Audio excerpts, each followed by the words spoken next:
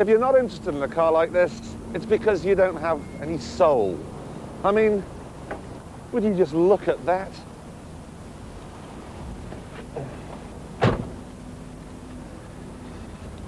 All that remains now is for me to find the right chromium button and get into Florida mode. Unfortunately, you can't buy this car because I was here first and I'm going to. And what's more, because it's more than 20 years old, the customs will wave it through without charging any car tax. Last week we introduced the Radio Times Top Gear Classic Car Values competition and asked you to value this fine 72 Jaguar V12 Roadster and this 73 Jensen Interceptor that's covered just 59,000 miles from new. Now, here are the concluding pair of cars to value. What makes this 1950 Chevrolet Powerglide so desirable is its charming originality. It's only had one respray in its life and comes from a dry American state, so the panels are as they left the factory. All the important chrome badges, finishes and interior fittings are present and correct. And, believe it or not, those seat covers are original. Just the job for a cuddle at the drive-in. It may be gorgeous, but tell me what it's worth. Take a look at this 72 TR6. It's a left-hand drive recently imported from America, and while it's got a solid chassis, a rust-free body and fit mechanics, it needs a respray, a retrim, new carpets, new seats, the dashboard sorting out, and there are no shortage of left-hand drive TR6s being advertised. So what's it worth today? You tell me. The Radio Times, on sale now, has some suggested values to choose from, and all the details of where to send your entry. All you have to do is tell me the current market value of these four cars, and that's the sort of price they'd be expected to make at a classic car auction. But remember, the classic car market isn't as buoyant as it used to be.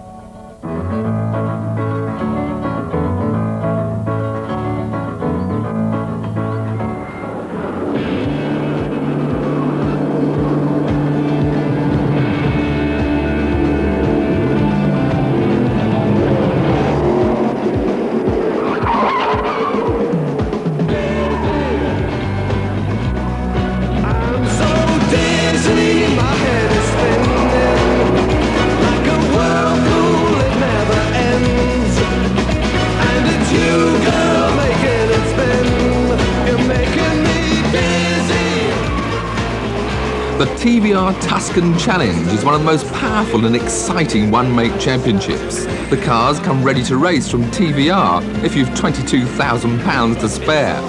With 400 horsepower V8 engines in open-top sports cars which weigh less than a Metro, perhaps it's not surprising they're a real handful. And the biggest challenge seems to be keeping the things in a straight line. With limited grip and all that power, throttle control is top of the list of priorities. It's tricky in the dry, in the wet. Offered the chance of a drive at Cadwell Park last autumn in the so-called celebrity car, I couldn't resist the challenge. The day started with the ritual of scrutineering, from checking the condition of my crash helmet to casting an engineer's eye over the state of the car. It was all quite welcome considering the rigours of the racing. You don't want a sticking throttle in the middle of a bend. After scrutineering, the next challenge was a 15-minute practice session where your best lap determines your starting position on the grid for the actual race. Leaping over Cadwell's infamous mountain and sweeping through its many bends, the TVR was a real handful.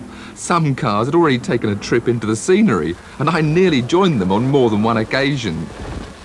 The steering was heavy, the gear change balky, and there was precious little warning from the chassis about what it intended to do. Well, that's practice over and done with. There was a lot of problems out there. I had a bit of a misfire at the end, and the car was all over the road. I'm not sure how these TVR Tuscans are supposed to handle. If they all handle like this, they're very hard work. How well I did, I've no idea. We'll have to wait for the official timesheets to come out. Between practice and the race, some hide under their cars, while others give guided tours of the paddock. I found I was up against both matured racers and young chargers more accustomed to their little single-seaters. A shock to the system?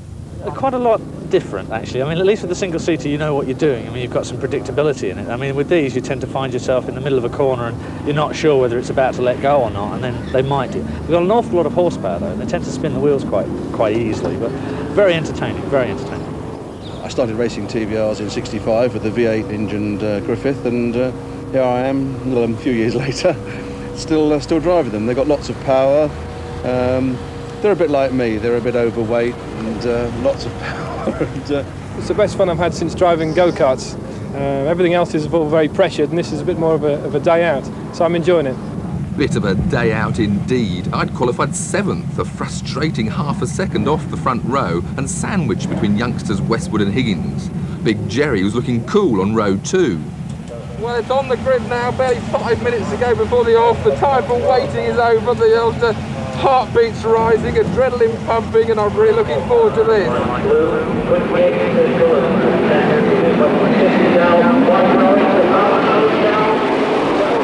a lot of hitting going on there up ahead. Some fairly vicious start procedures. But we've managed to get through the first corner and up to 5th. Jerry and his violet machine dropped the lot on Charlie's corner, having made the best of a ragged start, and gave the lead back to poleman Colin Blower.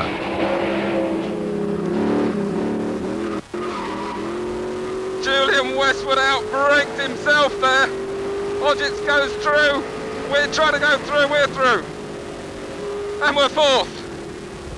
Blower was to be the class of the field all day, with Jerry Marshall and Chris Hodgetts giving vain chase. I was determined to stay with them, while at the same time trying to learn about the variety of tricks a Tuscan has up its sleeve.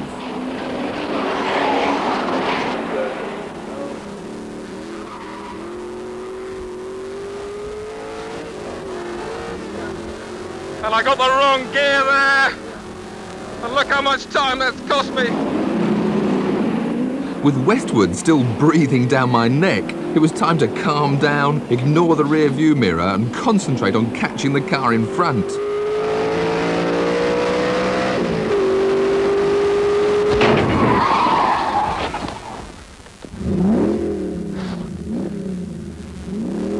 Well, I think we've just been hit in a big way by Julian Westwood.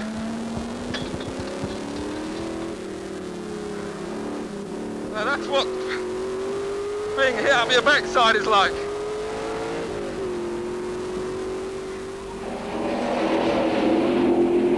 Things didn't feel quite right at the back, and I thought discretion was the better part of valour and returned to the pits for a check-over. For a 10-lap race, the damage was beyond repair, and my fun was over. But at least that rat Westwood fared no better. I'm not sure whether the steam was from his engine or his brains. In the meantime, the rest of the Tuscans were getting up to their usual antics. The reversing race is a new trick even for Tuscans. Laying black rubber is more their usual style. Out front, Colin Blower took a well-earned victory, while I went looking for young Westwood. I was obviously going to catch up Mr. Hodgetts and